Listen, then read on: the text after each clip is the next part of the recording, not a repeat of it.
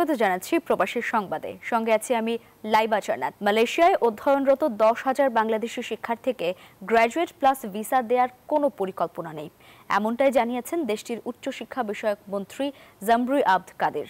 এর আগে বাংলাদেশের শিক্ষার্থীদের কর্মসংস্থানের সুযোগ দেওয়ার দাবি করেছিলেন কেদার উচ্চশিক্ষা বিজ্ঞান ও প্রযুক্তির চেয়ারম্যান হাইম হিলম্যান। প্রতি বছরই বাংলাদেশ থেকে বহু শিক্ষার্থী পড়াশোনা করতে মালয়েশিয়ায় পাড়ি জমান। 2023 সালে দেশটির বিভিন্ন বিশ্ববিদ্যালয়ে বাংলাদেশ থেকে আবেদন জমা পড়ে 6,570টি, আর 2024 সালে তা এসে 6,917 জনে দাঁড়ায়। অন্তর্বর্তী সরকারের প্রধান উপদেষ্টা ডক্টর মোহাম্মদ ইউনুস মালয়েশিয়ার সফরে বেশ কিছু চুক্তির সমঝোতা সই হয়। শ্রমবাজারের দরজা খুলতে গুরুত্ব পায় কলিং ভিসা চালু ও শিক্ষা ভিসাও। মালয়েশিয়ার অধ্যয়নরত 10,000 বাংলাদেশি শিক্ষার্থীকে গ্র্যাজুয়েট প্লাস ভিসার মাধ্যমে কাজের সুযোগ দেওয়া হচ্ছে। নিজের টিকটক অ্যাকাউন্টের 2 মিনিট 19 সেকেন্ডের একটি ভিডিও প্রকাশ করে এমন দাবি করেছিলেন কেদার রাজ্যের উচ্চশিক্ষা বিজ্ঞান প্রযুক্তি ও উদ্ভাবন কমিটির চেয়ারম্যান হাইম হিলমান আব্দুল্লাহ। অন্তর্বর্তী সরকারের প্রধান উপদেষ্টা ডক্টর মোহাম্মদ ইউনুস মালয়েশিয়া সফরের পর তার এমন দাবি গণমাধ্যমের শিরোনামে পরিণত হয়। তবে খবরকে ভিত্তিহীন বলে উড়িয়ে দিয়েছেন দেশটির উচ্চশিক্ষা বিষয়ক মন্ত্রী জামরুই আব্দ কাদের। এক বিবৃতিতে তিনি জানান, ডক্টর মোহাম্মদ ইউনুসের মালয়েশিয়া সফরের সময় এ সংক্রান্ত কোনো চুক্তি হয়নি। ডক্টর মোহাম্মদ ইউনুসের সফরের সময় 10,000 বাংলাদেশি শিক্ষার্থীকে কর্মসংস্থানের জন্য গ্রহণ করার বিষয়ে কোনো চুক্তি স্বাক্ষরিত হয়নি। এমনকি ডক্টর মোহাম্মদ ইউনুস তাদের কাজ করতে দিতে কোনো অনুমতিও চাননি। আর আমরা কখনো বলিনি রাজি আছি। এ সময় তিনি আরো সতর্ক করে বলেন, ভুল তথ্য দিয়ে শুধুমাত্র সামাজিক যোগাযোগ মাধ্যমে ভাইরাল করার জন্য কন্টেন্ট তৈরির সংস্কৃতি অবিলম্বে বন্ধ করতে হবে। আফরিন মৌ, নিউজ 24। শুধু উচ্চশিক্ষা নয়, মানসম্মত কারিগরি প্রশিক্ষণ শেষে ক্যারিয়ারের জন্য জার্মানির অপরচুনিটি কার্ড এখন বাংলাদেশের তরুণ তরুণীদের কাছে আকর্ষণীয় হয়ে উঠছে। আগ্রহী শিক্ষার্থী থেকে শুরু করে সুদক্ষ শ্রমিক, সবার আগ্রহের কেন্দ্রবিন্দু এখন জার্মানি। তবে কোনো দালাল চক্র নয়, বরং সরাসরি জার্মান সরকারের নিয়ম নীতি মেনেই জার্মানিতে যাচ্ছেন তারা। জার্মানি থেকে অনামিকা বড়ুয়ার পাঠানো তথ্য ও ছবিতে ডেস্ক রিপোর্ট। মধ্য ইউরোপের সবচেয়ে শিল্পোন্নত দেশ জার্মানি। রাষ্ট্রায়ত্ত বা বেসরকারি নানা প্রতিষ্ঠান এবং বড় মাঝারি কিংবা ক্ষুদ্র শিল্পে বাড়ছে দক্ষ জনবলের চাহিদা। স্থানীয়দের জন্মহার কমে যাওয়া ও প্রবীণ জনগোষ্ঠীর অবসরে যাওয়ায় তৈরি হয়েছে জনবল সংকট। এই সুযোগে বাংলাদেশ সহ বিভিন্ন দেশের শিক্ষার্থী ও দক্ষ কর্মীদের জন্য উন্মুক্ত হচ্ছে নতুন দুয়ার। জার্মানির বিশ্ববিদ্যালয়ে উচ্চশিক্ষা শেষে কেরিয়ার গড়া থেকে শুরু করে প্রকৌশল, স্বাস্থ্যসেবা, নার্সিং বা হোটেল খাতে এখন বিশেষ সুযোগ তৈরি করেছে দেশটি। আর এজন্য জার্মান সরকারের অপরচুনিটি কার্ড পাচ্ছেন আবেদনকারীরা। জার্মানির ভিতরে এনাফ ম্যান পাওয়ার নাই, ঠিক আছে, যে জন্য জার্মান গভর্নমেন্ট আসলে এই যে অপরচুনিটি কার্ডের যে নতুন ভিসা স্কিম চালু করেছে, সেই ভিসা স্কিমগুলো দিয়ে আমার কাছে মনে হয় বাংলাদেশের মতো দেশগুলো থেকে এই ধরনের ভিসা স্কিমে আসার অনেক ভালো সুযোগ আছে। জার্মানিতে অপরচুনিটি কার্ডের মাধ্যমে যারা আসতে চান, সেক্ষেত্রে জার্মানিতে অবশ্যই দক্ষ জনশক্তির দরকার আছে। এদেশের সরকার অবশ্যই এই সুযোগটা দিয়েছে যেন দক্ষ জনশক্তিরা এখানে আসতে পারে। তবে প্রয়োজনীয় শিক্ষাগত যোগ্যতার পাশাপাশি জার্মান ভাষা শেখার উপর জোর দিচ্ছেন অপরচুনিটি কার্ড নিয়ে আসা তরুণেরা। বাংলাদেশ থেকে অনেক তরুণ তরুণী হচ্ছে এই কার্ড নিয়ে আসার জন্য খুব আগ্রহী। তো আমি মনে করি যে বাংলাদেশ থেকে যদি কেউ হচ্ছে জার্মান ল্যাঙ্গুয়েজটা শিখে আসে, তাহলে তার জন্য অপরচুনিটি কার্ড পাওয়াটাও যেমন সুবিধা হবে, বা এখানে এসে সে খুব ভালো করে তার ক্যারিয়ারটা শুরু করতে পারবে। যারা কারিগরি লাইনে আছেন, আমি বলবো যে তাদের এই সুযোগটা নেওয়ার জন্য, এবং বিশেষ করে নার্সদের জন্য, যারা ডক্টর, ইঞ্জিনিয়ার বা ভালো ভালো পোস্টে যারা আছে, বাংলাদেশ ডক্টরেট করতেছে, এদের জন্য। তো আপনারা যারা নর্মাল স্টুডেন্ট বা বেসিক স্টুডেন্ট, এরা আপনারা আমাদের মতো ট্রাই করতে পারেন। আউসবিল্ডিং, জার্মানিতে আউসবিল্ডিং এর জন্য অনেক অপরচুনিটি আছে, স্টাডির জন্য অপরচুনিটি আছে।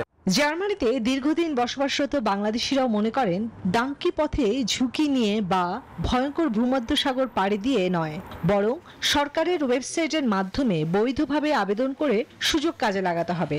তাহলেই দেশের তরুণেরা আন্তর্জাতিক অঙ্গনে নিজের প্রতিভা তুলে ধরতে সক্ষম হবেন। Desk report, news 24। সৌদি আরবে শ্রমিক থেকে সফল উদ্যোক্তা হয়ে দৃষ্টান্ত স্থাপন করেছেন নোয়াখালীর দুই ভাই। তাদের প্রতিষ্ঠান এখন প্রবাসীদের ব্যবসায়িক ইনভেস্টমেন্ট লাইসেন্স ও কনসালটেন্সির সেবা প্রদান করছে। সম্প্রতি দাম্মাম জুবাইলে এটির ৪র্থ ব্রাঞ্চ উদ্বোধন করা হয়।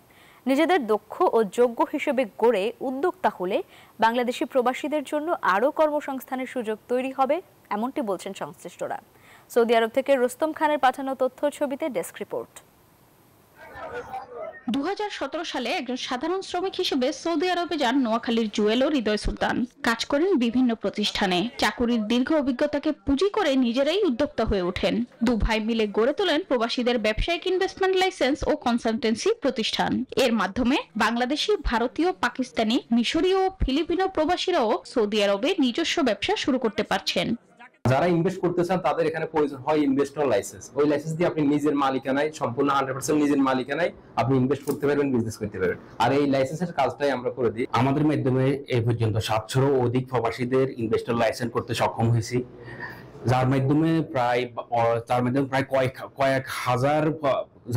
কয়েক হাজার বাংলাদেশিদের কর্মসংস্থান বৃদ্ধি পেয়েছে। বর্তমানে তাদের প্রতিষ্ঠানে 50 জন উচ্চশিক্ষিত ও প্রশিক্ষিত কর্মী প্রবাসীদের সহায়তায় কাজ করছেন। এর মাধ্যমে সেখানকার অন্য প্রবাসীরাও সফল উদ্যোক্তা হয়ে উঠছেন। বিশ্বস্ততার সহিত উনি বিষয়গুলো করে থাকে। এই পর্যন্ত প্রায় আমি 10টা দেশে যাওয়া হয়েছে ওনার মাধ্যমে। ওনার সেই আত্মবিশ্বাস নিয়ে ওনারা কাজ করে, আর আমি ওনাদের কাছ থেকে সার্ভিসটা পেয়ে আমি অনেক আনন্দিত। আমরা এখন পর্যন্ত আমাদের টোটাল বাংলাদেশি টিম মেম্বার হিসাবে আমরা অলমোস্ট 40 থেকে 50 জনের উপরে বাংলাদেশি টিম মেম্বার আছি। আপনারা ভালো একটা পজিশন আছে বা বিজনেস সম্পর্কে জানেন, আপনারা চাইলে সুলতান মিডল ইস্টের সাথে যোগাযোগ করতে পারেন।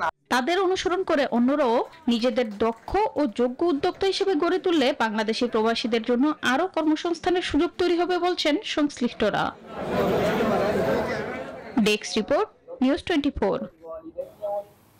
আমিরাতের দুবাইয়ের ফেমাস রিয়েল এস্টেটের প্রবাসী ব্যবসায়ী ও উদ্যোক্তাদের নিয়ে দোহায় মতবিনিময় সভা অনুষ্ঠিত হয়েছে। সভায় রিয়েল এস্টেট খাত প্রসারে প্রবাসীদের ভূমিকার উপর গুরুত্ব আরোপ করা হয়। এতে সভাপতিত্ব করেন প্রতিষ্ঠানের সিইও চৌধুরী বোরহান এবং কোম্পানির ম্যানেজার রবিউল হোসেন। প্রধান অতিথি ছিলেন কাতারের বিশিষ্ট ব্যবসায়ী আব্দুল মতিন পাটওয়ারি। বিশেষ অতিথি ছিলেন লক্ষ্মীপুর জেলা সমিতি দোহার সভাপতি মোহাম্মদ বাহার উদ্দিন। সভায় বক্তারা জানান, প্রবাসী বাংলাদেশিদের অংশগ্রহণের রিয়েল এস্টেট খাতকে আরও প্রসারিত করার লক্ষ্যেই এই আয়োজন। প্রবাসীদের উত্থাপিত প্রশ্নের উত্তর দেন ফেমাস রিয়েল এস্টেটের সিইও চৌধুরী বোরহান। অস্ট্রেলিয়া বাংলাদেশের বাণিজ্যিক ও বিনিয়োগ সম্পর্ক আরও জোরদার করতে একসাথে কাজ করবে বাংলাদেশ বিজনেস ফোরাম ও অস্ট্রেলিয়া বাংলাদেশ বিজনেস কাউন্সিল। সিডনির এরিকা লেন মিন্টুতে এবিবিএফ কার্যালয়ে আয়োজিত এক বৈঠকে এই সিদ্ধান্ত হয়। সভাপতিত্ব করেন ফোরামের সভাপতি আব্দুল খান রতন। আলোচনায় মূল গুরুত্ব দেওয়া হয় আগামী 1 ও 2 অক্টোবর সিডনিতে অনুষ্ঠিতব্য অস্ট্রেলিয়া বাংলাদেশ বিজনেস এক্সপো 2025 সফলভাবে সম্পন্ন করার লক্ষ্যে। এবিবিসির সভাপতি ফয়েজ দেওয়ান, সহসভাপতি আবু শাহাদাত সরকার ও শাহিনুল ইসলাম প্লাবন, ট্রেজারার সৈয়দ মাহবুব মোর্শেদ সহ উভয় সংগঠনের কার্যকরী ও উপদেষ্টা পরিষদের সদস্যরা উপস্থিত ছিলেন। যুক্তরাজ্যে প্রবাসী বাংলাদেশিদের মিলন মেলায় রূপ নেয় ওয়াটফোর্ডের মেজবান উৎসব। বাংলাদেশ ওয়েলফেয়ার সোসাইটি ওয়াটফোর্ডের উদ্যোগে 17 আগস্ট হলিওয়েল কমিউনিটি সেন্টারে আয়োজন করা হয় এই অনুষ্ঠানের। এতে উপস্থিত ছিলেন ওয়াটফোর্ডের mayor Peter Taylor, Newham councillor ও গ্রেটার চিটাগং অ্যাসোসিয়েশনের সভাপতি আক্তারুল আলম। তারা বলেন, এই আয়োজন প্রবাসী বাংলাদেশিদের ঐক্যের অনন্য দৃষ্টান্ত। উদ্বোধনী বক্তব্যে সংগঠনের সভাপতি ও ট্রাস্টি শাহেদুল আলম সবাইকে ধন্যবাদ জানান। আরও উপস্থিত ছিলেন সহসভাপতি মোহাম্মদ শফিকুল ইসলাম, মোহাম্মদ তারিকুল ইসলাম, শাহিদুল ইসলাম, সাধারণ সম্পাদক খালিদ মঞ্জুর চৌধুরী ও মোহাম্মদ হারুন সহ অনেকেই। স্পেনে জাতীয়তাবাদী স্বেচ্ছাসেবক দলের 45তম প্রতিষ্ঠাবার্ষিকীর আলোচনা ও সমাবেশ অনুষ্ঠিত হয়েছে। মঙ্গলবার গ্রাম বাংলার রেস্টুরেন্টের হলরুমে আলোচনা ও সমাবেশে সভাপতিত্ব করেন সংগঠনের আহ্বায়ক শিপার আহমেদ এবং পরিচালনা করেন সদস্য সচিব আসাদ আলী। প্রধান অতিথি ছিলেন স্পেন বিএনপির সভাপতি জামাল উদ্দিন মনির এবং প্রধান বক্তা ছিলেন সাবেক সভাপতি মোজাম্মেল হক মনু। বক্তারা বলেন, শহীদ রাষ্ট্রপতি জিয়াউর রহমানের হাতে গড়া দল বিএনপি একটি উদার, আধুনিক মনস্ক গণতান্ত্রিক দল। মিথ্যা তথ্য বা বিভ্রান্তি দিয়ে বিএনপির গণজোয়ার রোখা যাবে না। তারা আরও জানান, আগামীর নতুন বাংলাদেশ গড়ার নেতৃত্ব দেবেন তারেক রহমান। ইতালির মিলানে বাংলাদেশ জাতীয়তাবাদী স্বেচ্ছাসেবক দলের ৪৫তম প্রতিষ্ঠাবার্ষিকী উদযাপন করা হয়েছে। এই উপলক্ষে মিলান মহানগর স্বেচ্ছাসেবক দলের আয়োজনে এক অনুষ্ঠানের আয়োজন করা হয় স্থানীয় একটি হলরুমে। সভাপতিত্ব করেন সৈয়দ শাহরিয়ান হাসান মাহি এবং পরিচালনা করেন মোহাম্মদ সেলিম হোসেন। কোরআন তেলাওয়াত, জাতীয় সঙ্গীত ও দলীয় সঙ্গীত পরিবেশনের মধ্য দিয়ে শুরু হয় অনুষ্ঠান। প্রধান অতিথি ছিলেন ইতালি উত্তরের আহ্বায়ক আজমতুল্লাহ শিকদার রবিন এবং প্রধান বক্তা ছিলেন উত্তর স্বেচ্ছাসেবক দলের সদস্য সচিব নূর হোসেন জমির। বিশেষ অতিথি হিসেবে বক্তব্য রাখেন আব্দুল্লাহ আল মামুন, আনোয়ার ব্যাপারী, এজিএম জয়নাল, নুরুল ইসলাম জুয়েল সহ আরও অনেকেই। বক্তারা আগামী জাতীয় নির্বাচনে ধানের শীষে ভোট দিয়ে বিএনপি চেয়ারপারসন বেগম খালেদা জিয়াকে বিজয়ী করার আহ্বান জানান। প্রবাসী বাংলাদেশিদের সবচেয়ে বড় মিলন মেলা ফোবানার ৩৯তম সম্মেলন বসছে কানাডার মন্ট্রিয়লে।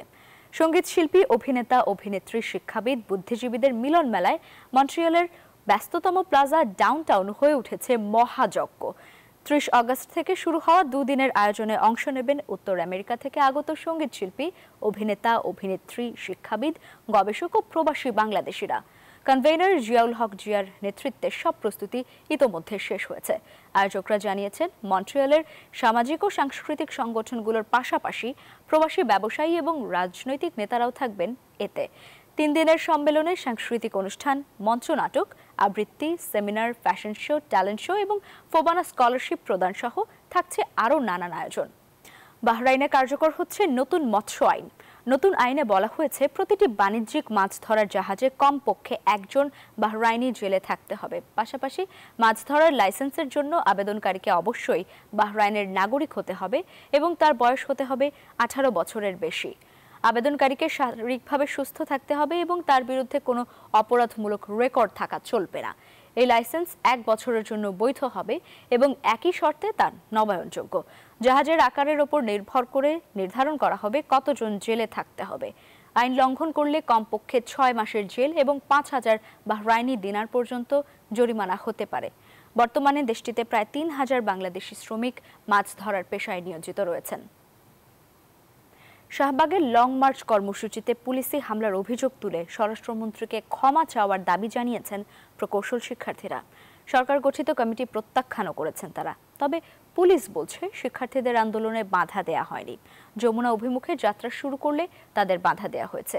এদিকে রাতে রেল ভবনে শিক্ষার্থীদের একটি প্রতিনিধি দলের সঙ্গে বৈঠকে বসেন 3 উপদেষ্টা। তবে আলোচনায় কোনো সিদ্ধান্তই আসেনি।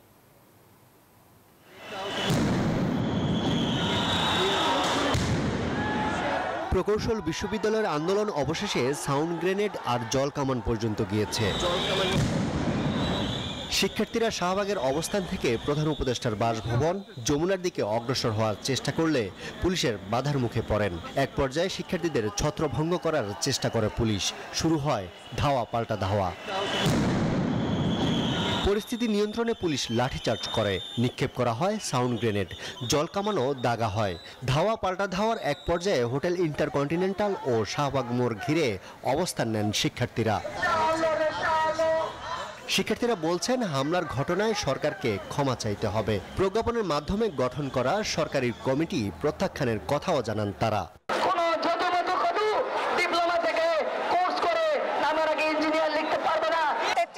কোটা আছে যারা হচ্ছে 10 গ্রেডে, ওরা যাতে 9 গ্রেডে প্রমোশন নিয়ে যেতে পারে, কিন্তু আমরা ওটা চাই না। ওখানে শুধু বিসিএস যারা, খালি তারাই যাতে, বিএসসি যারা তারাই যাতে ওখানে যেতে পারে। 6 মাস ধরে আমাদের 3 দাবির পক্ষে সরকারের পক্ষ থেকে কোনো পজিটিভ রেসপন্স না পাওয়ার পরে আমরা কিন্তু খুব সহজ 2টা দাবি নিয়ে শাহবাগে এসেছি। সেখানে আমরা দাবি আদায় না হওয়া পর্যন্ত সেখান থেকে সরব না ইনশাআল্লাহ। এদিকে রমনা ডিসি বলেন, আন্দোলনে বাধা দেয়া হয়নি, কিন্তু যমুনার দিকে অগ্রসর হওয়ার চেষ্টা করলে আটকে দেয়া হয় শিক্ষার্থীদের। ওদের নেতৃত্বের সাথে আমার কথা হচ্ছিল, তো ওরা বলতেছিল যে স্যার আমরা আধা ঘন্টা এখানে সর্বোচ্চ থাকবো, যদি এর মধ্যে প্রজ্ঞাপন জারি না হয় তাহলে কিন্তু আমরা সচিবালয় অভিমুখে চলে যাব।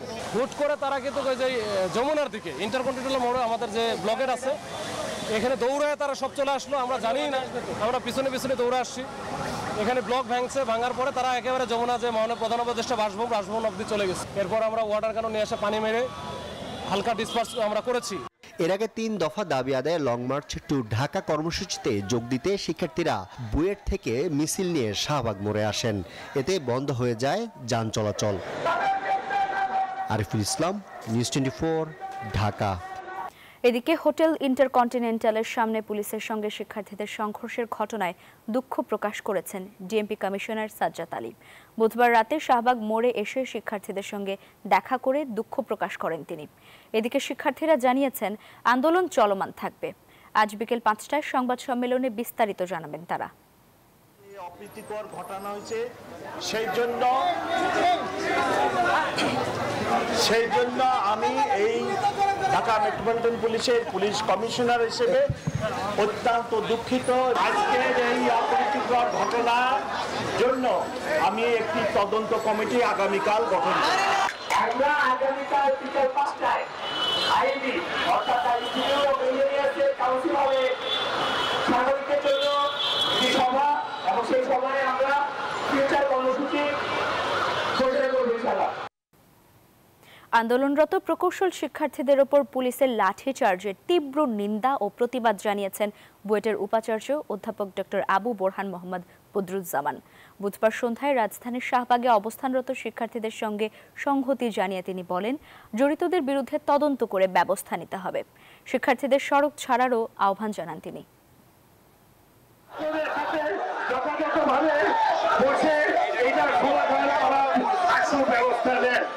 এবং যারা এইভাবে নির্মমভাবে আমার শিক্ষার্থীদের উপর আঘাত ফেলেছে তাদের শাস্তির ব্যবস্থা করে।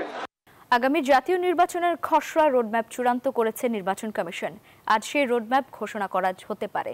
ইসি সচিব আখতার আহমেদ জানিয়েছেন, বৃহস্পতিবার রোডম্যাপের ব্যাপারে বিস্তারিত তথ্য জানাবে কমিশন। এদিকে শেষ হলো সীমানা পুনর্নির্ধারণের 4 দিনব্যাপী শুনানি। 300 আসনের চূড়ান্ত সীমানার সিদ্ধান্ত শিগগিরই জানাবে ইসি। বেশ জোরে সোরেই এগুচ্ছে আগামী জাতীয় সংসদ নির্বাচনের প্রস্তুতি। অন্তর্বর্তী সরকারের পক্ষ থেকে বেশ কয়েকবার স্পষ্ট করা হয়েছে 2026 সালের ফেব্রুয়ারিতেই অনুষ্ঠিত হবে জাতীয় নির্বাচন। 2026 সালের ফেব্রুয়ারি মাসে জাতীয় নির্বাচন অনুষ্ঠানের আয়োজন করেন। সেই ঘোষণা অনুযায়ী প্রস্তুতি এগিয়ে রাখছে কমিশন। এরই মধ্যে নির্বাচনী রোডম্যাপের খসড়া চূড়ান্ত করেছে ইসি, যেখানে ভোটার তালিকা আইনের সংস্কার, অংশীজনদের সঙ্গে সংলাপ, সরঞ্জাম কেনাকাটা, আইন শৃঙ্খলা সভা সহ তফসিলের আগে পরের প্রস্তুতির তালিকা থাকবে। ইসি সচিব আখতার আহমেদ জানান, ভোটের রোডম্যাপের বিস্তারিত জানা যাবে বৃহস্পতিবার। আমরা যে কর্মপরিকল্পনাটা করেছি সে কর্মপরিকল্পনাটা আপনাদেরকে জানাবো। ঢাকার বাইরে থাকার কারণে এই মতো একটু পিছিয়ে গেছি, তো এটা করেছে আমার সম্ভবত আমার টেবিলে এখন আছে। আগামীকালকে পর্যন্ত একটু অপেক্ষা করেন না, আমি আপনাদেরকে যথাসম্ভব শীঘ্রই এটাকে করব, কারণ এটার সাথে অনেক কিছু সম্পর্কিত আছে। এই তাগিদটা আমরাও বুঝি। এর আগে চতুর্থ দিনের মতো নির্বাচন কমিশনে চলে সীমানা পুনর্নির্ধারণের শুনানি। প্রথম ভাগে হয় পঞ্চগড়, রংপুর, কুড়িগ্রাম, সিরাজগঞ্জ ও পাবনা জেলার শুনানি। দ্বিতীয় ধাপের শুনানিতে ছিল সিলেট, টাঙ্গাইল, জামালপুর, কিশোরগঞ্জ, ফরিদপুর, মাদারীপুর, শরীয়তপুর জেলা। ন্যায় বিচার করা হয়, অর্থাৎ পূর্বের অবস্থানে ফিরে নেওয়া হয়। এই দাবিটি আমরা আজকে ইলেকশন কমিশনের কাছে রেখেছি। আমরা আগে যে ছিলাম ফরিদপুর 4, সদরপুর 4 প্রদর্শন এবং ভাঙ্গা 5 ওটাই থাকবে।